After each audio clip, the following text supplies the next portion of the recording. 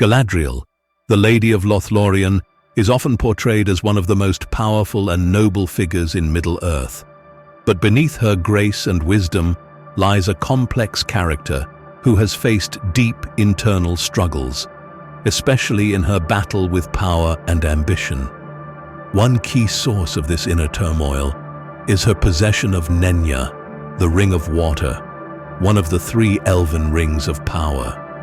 Today we're exploring Galadriel's darker side, how Nenya influenced her, her connection to Sauron, and the hidden power she wielded.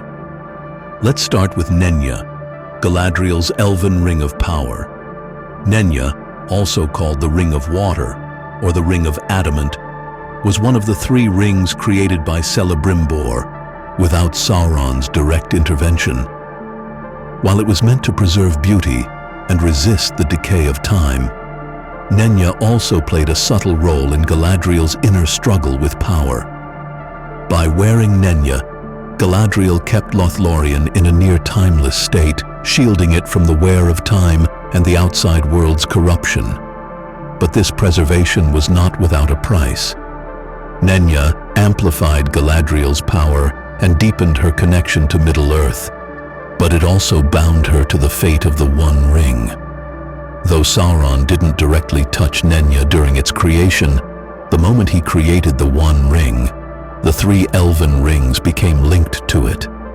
If Sauron regained the One Ring, Nenya's powers would be exposed, and Galadriel would be vulnerable to corruption.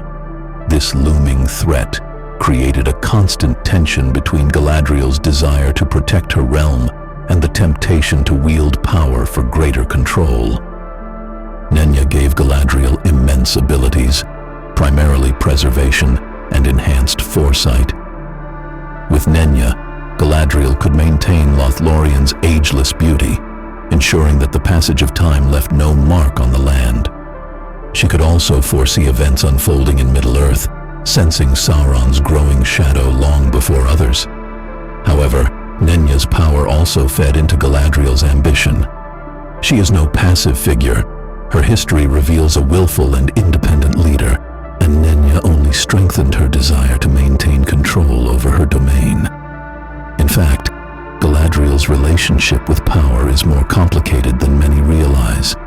During the First Age, she defied the Valar's call to return to Valinor after Morgoth's defeat, because she desired to rule a realm of her own. She long harbored ambition, and this dark potential is what Sauron exploited when he was still known as Anatar, the Lord of Gifts. Here's where her connection to Sauron becomes even more interesting. In the Second Age, Sauron, in his fair form as Anatar, deceived the elves into forging the Rings of Power. Though Galadriel never trusted him, she did not initially have the power to stop him. Sauron's influence in the creation of the rings was subtle, and while Galadriel avoided being directly manipulated, her possession of Nenya still tied her to the One Ring's fate. Galadriel's deep suspicion of Anatar and her resistance to Sauron's influence shows her strength, but it also reveals that she was more aware of the power dynamics at play than most. She understood better than anyone the seductive pull of power, perhaps because she herself had felt that temptation. This is why, later in the Third Age, when Frodo offers her the One Ring, we witness a critical moment of truth.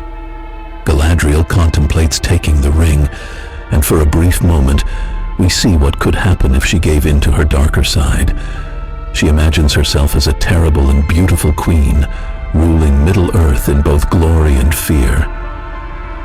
This vision is a direct reflection of Galadriel's internal struggle throughout her long life. The power she wields through Nenya is enormous, but it constantly forces her to confront her own desire for control.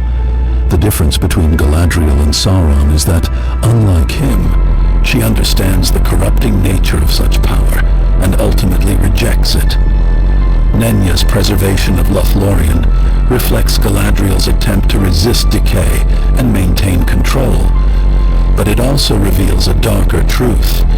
Her desire to keep Lothlórien unchanged hints at her reluctance to let go of power. The timelessness of Lothlórien creates an isolated paradise, untouched by the world's changes, but this cannot last. Galadriel's use of Nenya to shield her realm can be seen as an attempt to create a perfect world under her own dominion, where she holds ultimate power over the land. Though she used the ring for good, the darker temptation was always there. Nenya gave her not just the power to preserve, but the potential to dominate if she so chose. Galadriel's ability to resist this darker path is part of what makes her so unique among the elves. But it's important to recognize just how close she came to embracing it. It's also crucial to note the influence Nenya had on her during the War of the Ring. During this time, Sauron's power was growing, and with it, the link between the One Ring and Nenya grew more dangerous. The Elven Rings were created to be independent of Sauron, but the One Ring's power could still control them. Galadriel understood that if Sauron reclaimed the One Ring, her power through Nenya would be turned against her, leaving Lothlórien vulnerable to destruction. This is why the destruction of the One Ring also meant the end of the Elven Rings. Galadriel knew that in the defeat of Sauron, she would also lose the power to maintain her realm, and Lothlórien would begin to fade.